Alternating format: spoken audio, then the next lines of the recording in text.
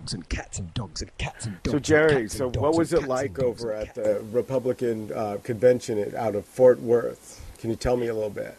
Well, I usually go early because I attend all the committee meetings, before the convention, because that's where all the business takes place, in the days before the convention. And so when you get to the convention itself, it's pretty much a done deal, and we just, the convention delegates just ratify what the committee has come up with. What were some of the interesting things that they did on the, day one and day two? Well, the main thing was getting rid of that rule that banned all recording devices. When was that? When was that actually? That was Rule 21 or Rule 12? No, it was Rule 12, I believe, 12 or 14. But it's been in effect for a few years now. Yeah, why is it such a big deal? Well, they did it basically to kind of hide what they were. This was back when Tina Kaiser was the state chairman. Mm-hmm. And, the shenanigans that were going on, typical politics, they didn't want them to be seen. What went on in the Credentials Committee was just atrocious. I mean, it was... that was 2007 and 2008? Well, 2008, it's every 2 years, every even-numbered year, in 2010. Now, that was part of the Ron Paul thing, right? Everybody was just getting used to running around with cameras. Right, and, well, they were trying to shut out the Ron Paulers. So they were doing all kinds of dirty deals, to try to keep the Ron Paulers in their place, and they just they didn't want people with cameras and recording devices recording what was going on because it was wasn't above board. It was some of the stuff that I saw at the Credentials Committee was just blatantly out of order. So that's pretty incredible because, fast forward 2008 to 2012, those same guys were in the back of the room, and they've actually got a voice now. They've made themselves delegates, right? Is that what you're Well, yeah.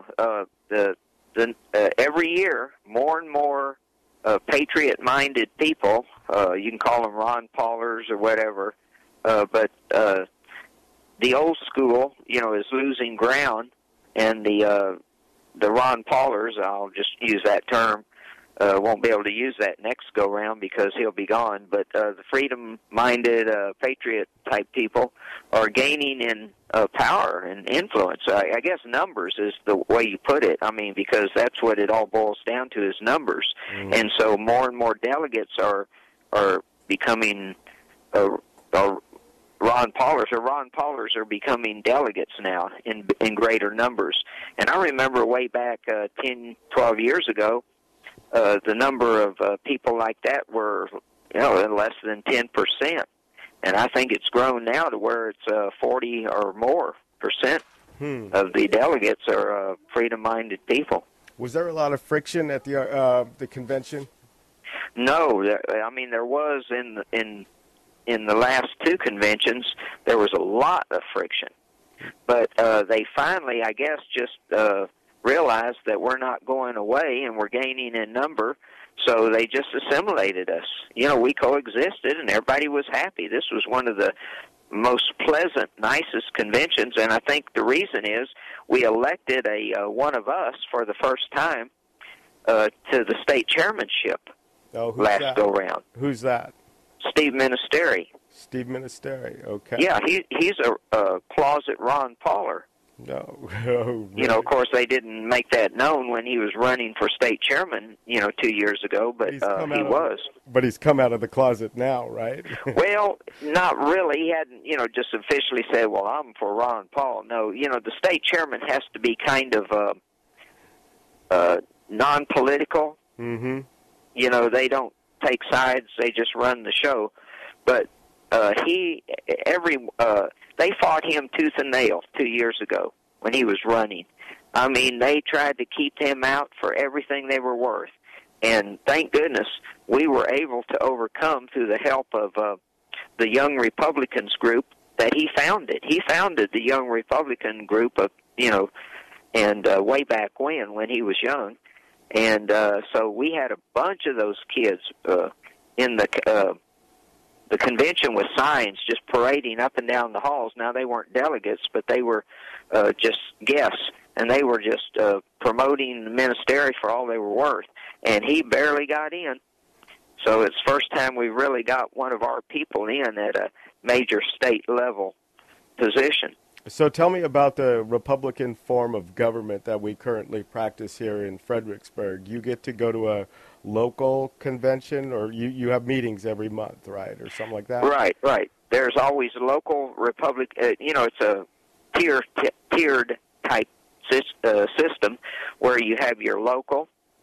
Well, it starts out at the precinct level, and then you go up to the county, then you go up to the state, and then you go up to the national. So, we just had the state convention, and the national convention's coming up, and it's going to be in Florida. Okay. And I would guess maybe 20% of the delegates that we're sending to Florida are Ron Paulers. That's pretty big. But now it's not going to do any good, because in Texas you are apportioned based upon the vote that you get in the primary election. So if Ron Paul gets 12% of the vote, then he gets 12% of the delegates. I mean, not that the delegates are necessarily Ron Paulers, but they are committed to vote for Ron Paul on the first ballot. Hey, do you think he's going to actually continue to run for president? Well, it's a done deal. He's pretty much not going to make it. Romney's going to be the candidate. But, Ron Paul was running all these years basically to get the message out. I think he realized he wasn't going to get the nomination, but he wanted to get the message out about our financial system, which he did.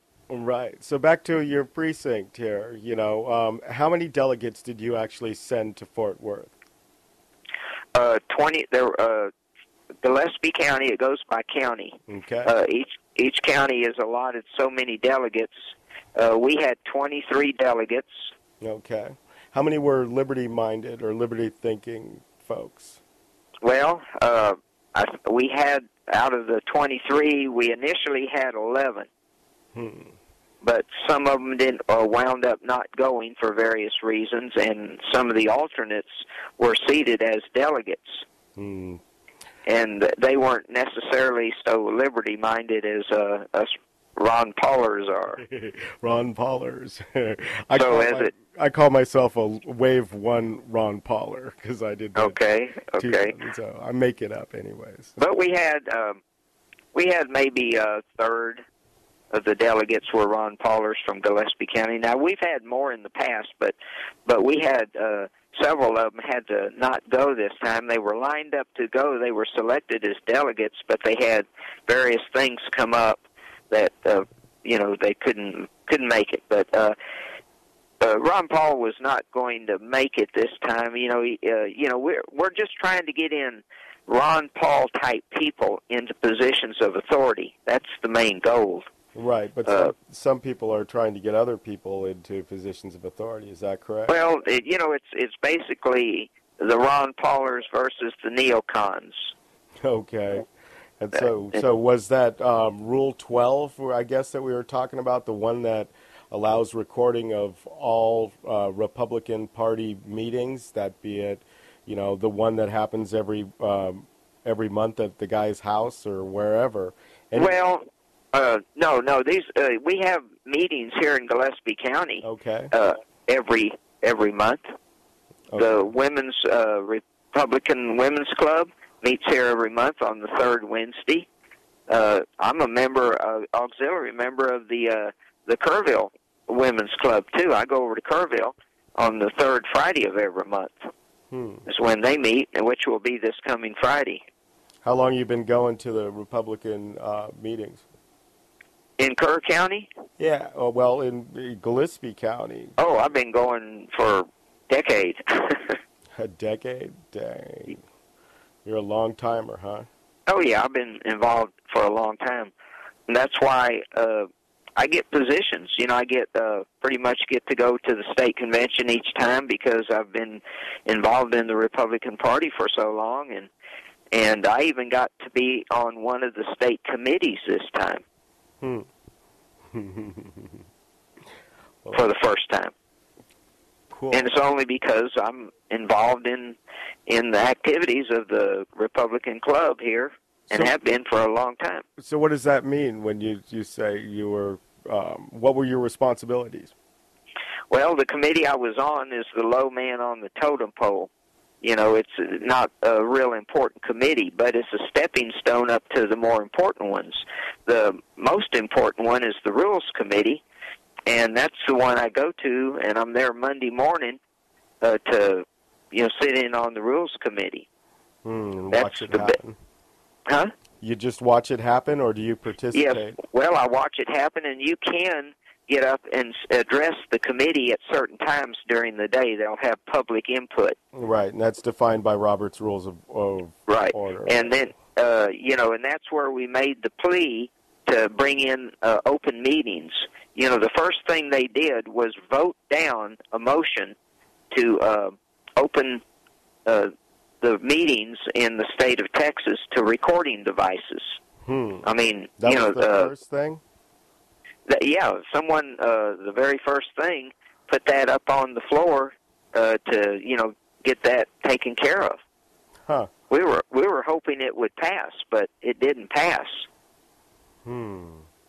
It was voted down. You know, close. It was a close vote, but you know, it was still voted down. The number of people that didn't want to have open meetings, you know, as far as recording devices go, won the day. But in any time we had public commentary, people would get up and say, "Oh, we need to have open meetings. Reconsider, reconsider." And all day long, people were pleading with them to reconsider. And toward the end of the day, someone asked, "Can we reconsider this vote?" And the chairman said, "It, according to Robert's rules, it's a done deal. But if someone that voted against having you know, open meetings decides to change his vote and makes a you know, request that they reconsider, then that can happen." So several people raised their hand right then that had apparently voted against open meetings and wanted to change their vote. So the vote was put back up, and it barely passed. Wow. Cool. So it was, and when it passed, the whole audience just rose and clapped and cheered and everything else. And the old neocons that you know, that had voted against it and were still against it, they were not happy. But one of them did mention that. He said, "Well, if we're going to do that, we ought to do it right, and we ought to have a professional recording done rather than just people out in the audience recording on their cell phones. We ought to, you know, have it done properly." So they decided to write something up and you know, tell the state chairman to look into it, see about getting this done. Okay, so they're gonna. So you think they're gonna record their own private meetings, like the one that you attend in Gillespie County or Fredericksburg? Well, they're not private. They're, you know, they welcome all people to come to these meetings. But they're private meetings. They're private Republican Party meetings that didn't allow cameras until they passed a rule to allow cameras. Right. See, that's what the Rules Committee does up at the state level. It makes the rules for the state of Texas. Right. And an open meeting or a public meeting is different than a private meeting. Well, you know, I say open. The meetings are all open. Right, open, You know, right, the word open. I'm just saying they're not open to recording. Correct, because it's a private meeting, right? It's not private. It's a private open meeting, right?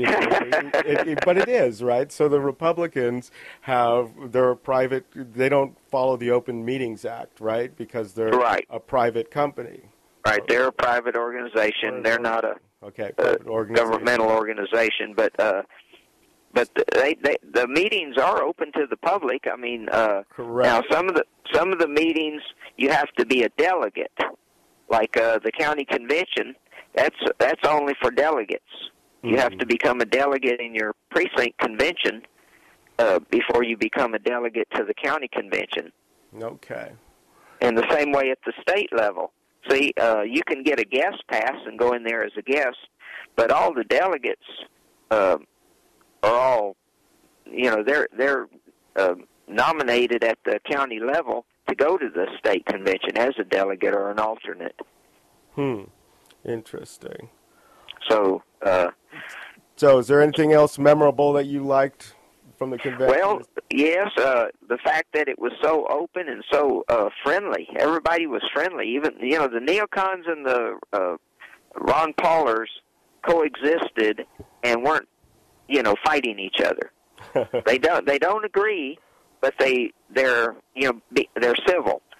And I think that's because the chairman has created an atmosphere of non-hostility in the party now. So it's very good. It's great. And the other thing that really took place is when Rick Perry was making his speech to the general convention the first day, he mentioned David Dewhurst, and there was so many boos that he had to stop his speech. Now, who's Dewhurst? Dewhurst is the current lieutenant governor. Okay, so he's an incumbent? He's an incumbent, but he's running for Kay Bailey Hutchinson's Senate seat against Ted Cruz.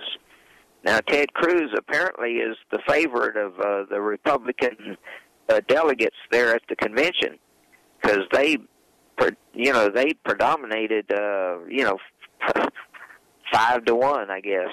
And when Rick Perry mentioned David Dewhurst, the boos were just deafening.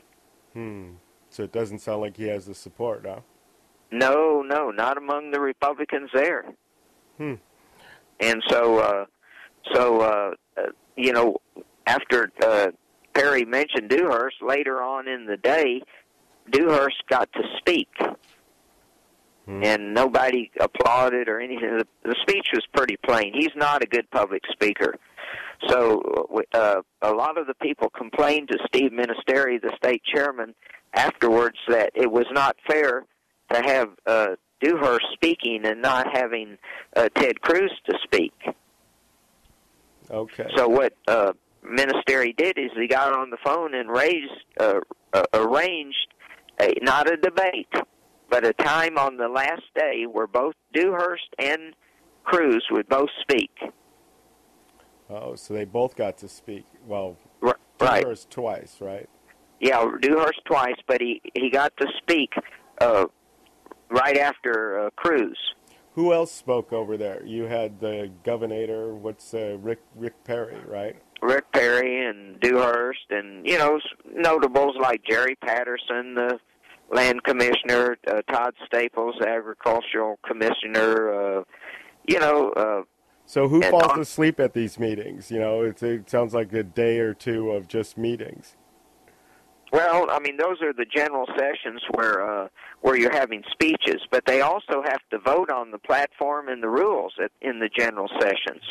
So there's a lot of business that takes place in the general sessions, but there's also speeches. And then we also go into our caucuses to elect district people for the state Republican Executive Committee. Okay. That runs the show in the Texas Republican Party.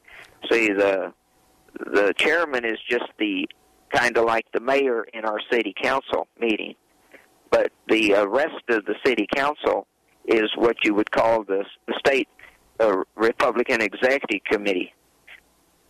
Okay, so and that's made up of a man and a woman from each Senate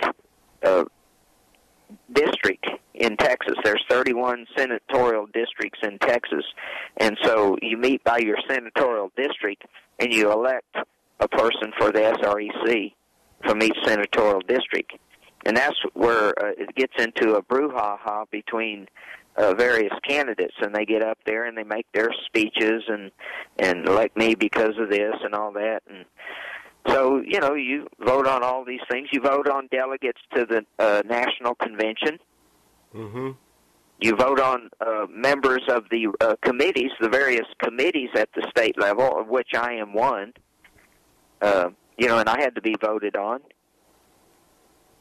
Thank goodness nobody ran against me. So I got a free pass, but not all of them got free passes. Oh, I hear you. So where do we go from here, man? What does the future look like? What do you see? Well, what I see is that we need to build our numbers. If we're concerned with freedom and we're tired of them spending massive trillions of dollars on the war that is bankrupting this country, then we need to get like-minded people involved in the local Republican Party and eventually make their way up the ladder in 2 years to become delegates to the state convention. So do you see more of this mentality out there now or less? As people start hurting, there'll be more. So as the economy gets worse and worse, which it will, as long as they keep spending these massive amounts of money on various things the government wants to spend money on, as long as you're in the red, and we've been in the red for the past 4 years by over $1 trillion, then, it's going to get worse. And more people are not going to have jobs, and more people are going to say, I need to do something. So if they need to do something, they need to start getting involved in politics. Totally. Need to start getting involved. Check this one out. I was even thinking about voting and maybe going to the meetings with you. Well, it doesn't hurt to just sit in on them, and see what they have to offer. We have a meeting. Well, I even go to the neighboring counties meetings. I go to, I got Friday, I got to go to a meeting in Kerrville. Sweet. Are we going to see you at the prepper thing tomorrow? You can't make it. That's right. I can't make it because I got to do the walkthrough on the Vacation Liberty School. But, I hope people show up because I think it'll probably be a good deal. Okay. Well, we're going to be heading there. Hey, Jerry, thanks for coming on the show. We really appreciate all the work you do out there. Well, just need to have more people pitching in. Amen to that. Take care, man. Okay. Okay, so we're all done. Okay. And I hit stop on the thing. What was it? That should be good, right? It'll sound up really nice. And See, the negative thing. Go ahead. The negative thing, I didn't want to bring it up, but the negative thing about getting involved at the local level, is the neocons outnumber us. Right. And so you have to rub elbows with these people that really aren't in your camp. Yeah, but the way that you're painting things right now and the way that John Marler's painting things right now, you're painting it as the Ron Paulers and the neocons are getting along, even if you know there's friction, by saying the fact that they're getting along, these people will start to get along. You tell them what to do, then they will do it, right? Most people are that way. And when you put it out on the public record, this is going to bounce around to the mayor, the city council, who knows who listens to my show a lot of times. And with you, Marler, and all this other stuff and this Nancy Battle stuff going on, they drive people to hear about this. Now, you're sitting here telling me that it was an awesome convention. John Marler saying the same thing. Bet you anything, Steve will be telling me the same thing tomorrow night when I talk to him. And Tanya will probably say the same thing, if not different, right? Now, Steve who? The prepper guy in Kerr County. Steve Lehman. Okay. Steve Lehman, yeah. So Lehman, I'm going to head over to the prepper thing and hijack a few minutes to talk to him about the convention as well. See, and he has a different perspective, just like John Marler does, because he was in a different county than I was. Right, but he was still at the main meetings. Right. Right. I saw it. In fact, but he's in. You're the only one that I know that went to the rules committee. Yeah, well, I'm a diehard. I go to the, most people just come on Thursday. Yeah. Thursday, Friday, and Saturday. I come early. I go Monday, Tuesday, Wednesday, Thursday, Friday, and Saturday. That's a lot of going. I know, yeah, and they go from early in the morning to late at night. In fact, they're trying to get so much work done that they don't even stop for lunch. They bring in boxed lunches and just eat while they're having their meeting. Yeah, I mean, you're traveling halfway across the world. Texas is a big state. Yep. So I mean, that's and not all the committees do that. The committee that I'm on is, like I said, is just basically for show. Mm-hmm. We don't have any significant, role. It's just it's a show committee. It's just prestige for being on it, but it's a stepping stone to some of the other committees. I would love to be on the rules or the platform or the credentials committee, any one of the three. And by being on the committee I'm on, it just gives me a little bit better possibility of doing that. Right. Got to walk before you get all running. Maybe we'll get you in charge of the whole state. How's that? No, I don't think that's going to happen. But Steve Munisteri, let me tell you, he did a great job. He took the Republican Party has been operating in the red, getting deeper and deeper in debt for 18 years now. And he took them and turned it around, paid off all the debt, and now has $1 million surplus. Nice. Oh yeah, he said we're not operating like this. We're acting like the federal government. It's not going to happen. Right. So he's like I said, this guy is a businessman all the way. He took the bull by the horns and has turned this state party around like nobody's business, financially, socially, organizationally, everything. He has made some tremendous changes for the better. I mean, he wasn't going to run again. He was just going to do his 2 years and get out. But they twisted his arm, and let me tell you, even the neocons love him. Well, I'm going to have to look a little bit farther into that, huh? So I mean, he's going to run. He ran again for 2 more years, and he's so well liked that nobody dared run against him. That's great. Sounds awesome. Hey, thanks, Jerry. I'll talk to you soon. Okie doke. And cats and dogs and cats and dogs and cats and dogs and cats and dogs and cats.